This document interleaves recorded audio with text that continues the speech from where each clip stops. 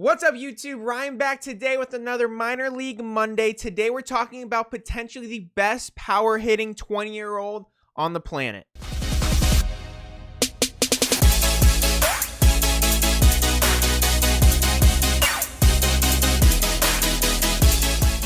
Welcome back to the channel, everybody. I just got back from my honeymoon. That's why I wasn't posting any videos. I had to work overtime at work the week prior, and I just really didn't have time to record any videos. So I do apologize for not uploading over the past about a week now, but we're back. We should be uploading about every other day again as usual. And definitely me getting more detailed in our videos as the baseball season is coming to an end. I'm going to be diving into more players and talking a lot more about cards probably on this channel, especially during the off season. With that said, the player we're focusing on today is Andy Pages for the Los Angeles Dodgers. And before we jump into this video, no, I'm not a Dodgers fan. I'm a Cody Bellinger fan. It's a Cody Bellinger jersey. I know they're playing today, but I hope they lose. But hey, I'm wearing it for the video. All right, let's jump into Pages here. I know I say Andy Pages on the channel all the time. I do apologize. It is Pages. Anyways, this dude is electric. He's one of my favorite minor league prospects, and we're going to dive into him here. He's 20 years old. He was born in 2000. He's 6'1", 212. He's an outfielder, so he's got an awesome frame. Love that 6'1", 212 frame, and he can move. He's got good scouting grades across the board. 45 hit, which honestly I think should probably be a little bit higher.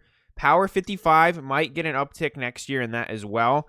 Run 50, love that. Like 50 is fine with me for run. Like you're not going to steal 50 bases, but you probably could steal a base when you want, and you're going to cover ground in the outfield just fine. Dude has an absolute cannon. 65 arm. 50 field, so solid defender, 55 overall. Pages was not in the top 100 like the entire year. And for me on my prospect list, I ranked him number 20. That's how much I like him and how high I am on him.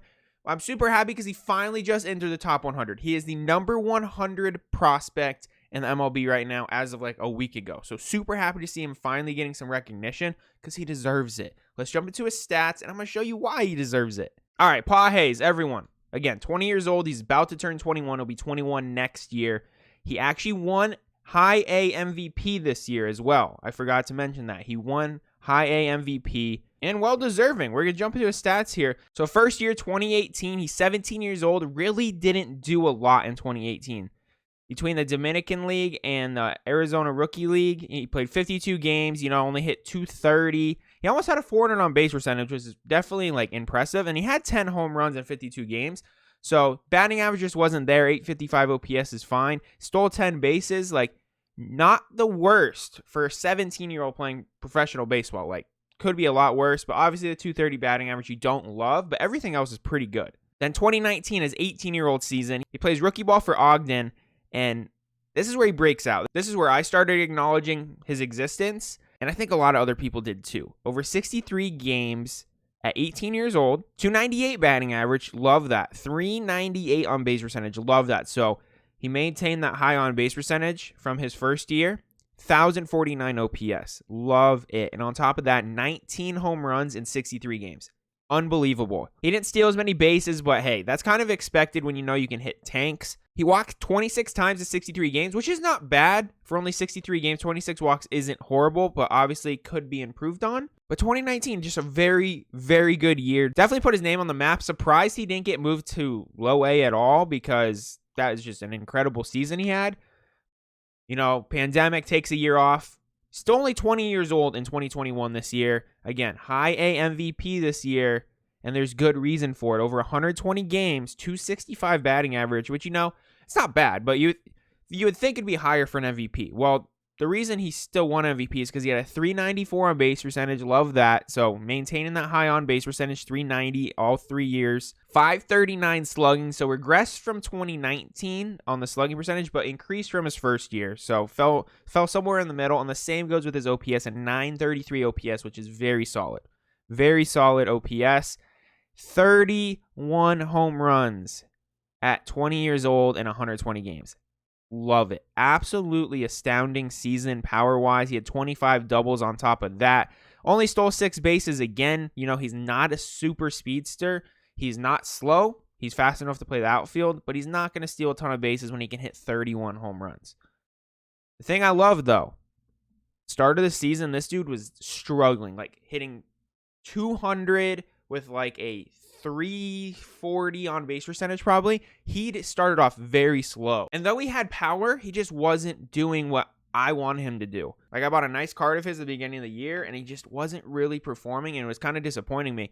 Absolutely turned it on the second part of the year. 77 walks in 120 games. That is solid. That is very solid. From 26 walks in 63 games last year. He increased his walk rate by 7%. He went from about a 9% to about a 17% walk rate in 2021. So love that. He just was really good this year. Very good season, and I'm really happy with it because, he maintained that high on base percentage throughout his whole career so far. And, you can't expect a player to, get better every single year. Obviously, you'd like to. And I would argue that he did get better between these seasons because some things he did better and some things he did worse. So, not mad at this season at all. I think he did really well. Obviously, you want high A MVP. So, I'm just nitpicking when I say he could have done better in certain things. But he had an awesome year in 2021. Let's talk about his sports cards. All right, jumping into Andy Pages' sports cards. He doesn't have a base card. He only has an autograph. He was in 2020 Bowman Chrome. And this chart on Market Movers, again, RYDOG54 in the description below if you want 20% off your first month. His cards are affordable, and I think he is a decent buying opportunity right now. We'll get into that more later, but he was a really good buying opportunity at the start of the season. Shout out to REA. He kind of put me on Andy Pages and kind of convinced me to buy one of his cards. It was like his first card he ever bought, so he just has that natural attachment to Andy Pages. And I was like, you know what? I think you're right on this one. Let's do it. He definitely seems like a good player. And that's when I bought this card. I have his Bowman Chrome Purple Refractor BGS 9.5 with a 10 auto. I bought this for like $276 on CompC at the time. So I'm invested in Andy Pages, just so people know I'm not BSing. So this chart's filtered from May 4th. That was the first day of the minor league season. So I put up 3 cards on the chart. We have his PSA 10 base auto. We have his raw Bowman Chrome auto, and we have the BGS 9.5, and I kind of just want to put this out there because I have an opinion on it. So, starting with the raw back on May 4th, you could pick up this card for $40. Like, I think it even might have been cheaper that before the season. I think it was even in the 30s. So, you could pick up his raw Bowman Chrome auto for $40 at the beginning of the season, and it just slightly upticks the whole season. Somehow it jumped up here.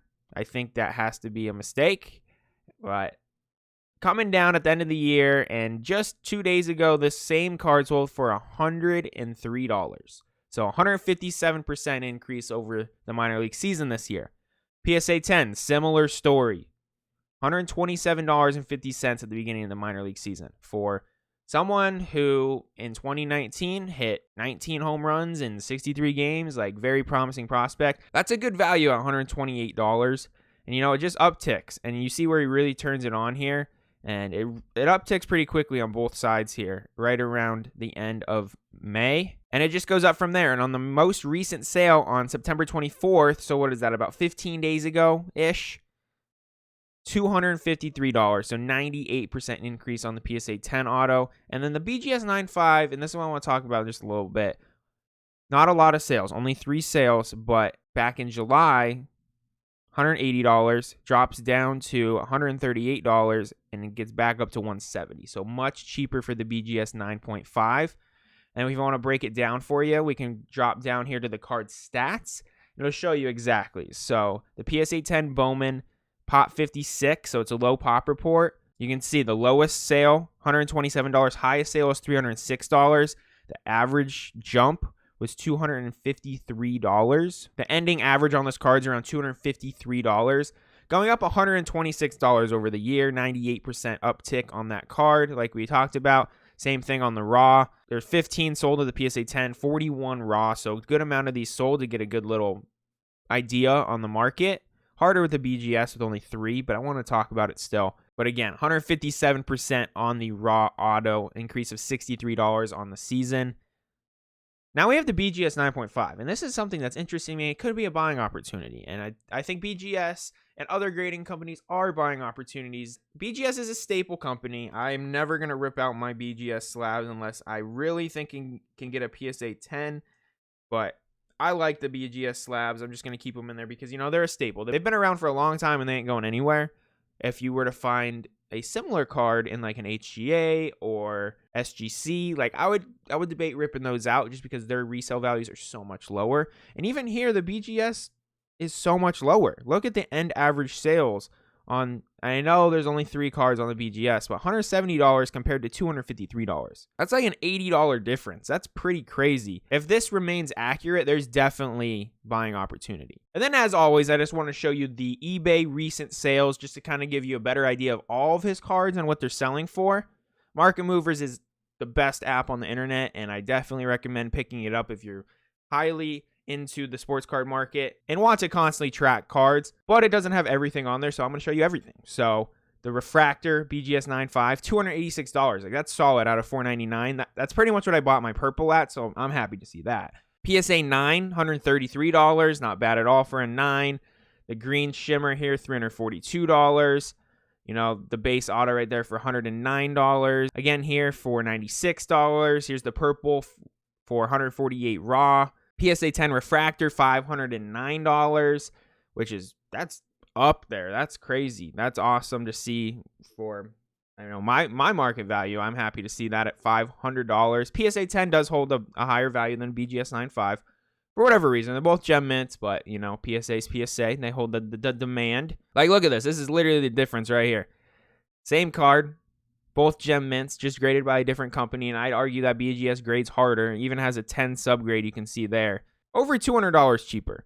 Like, that's crazy to me. And if I was buying this card, I'd buy the BGS 9.5, in my opinion. Blue, PSA 10, over $1,000. Absolutely ridiculous. So just to go through it quickly, I'll scroll through it. You can obviously pause when you want, but that covers most of the cards we're going to see.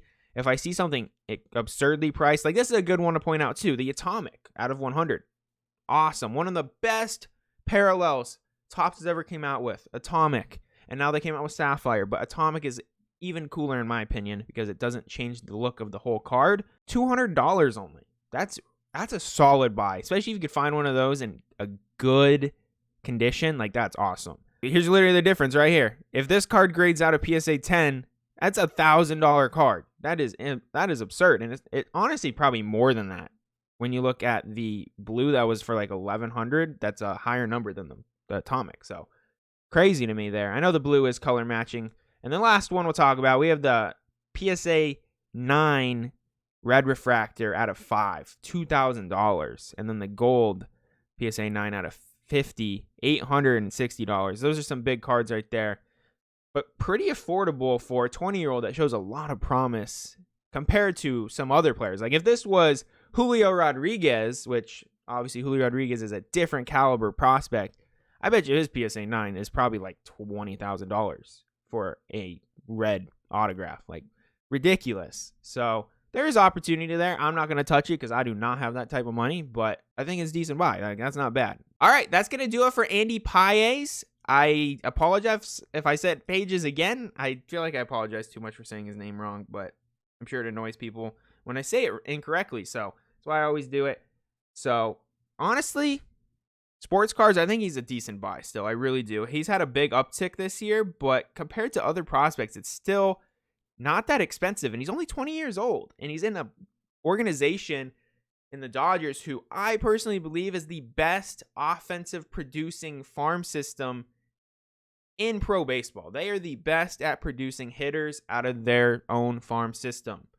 You know, if it's pitching, I say it's the Rays. If it's hitting, it's the Dodgers. Like, it's a good organization to be in. He's only 20 years old. He has that power. Plus, he gets on base a lot. If he ever hits close to like 280 to 300, which I think is possible. He cut his strikeout rate down this year compared to last year, too. I think I forgot to talk about that.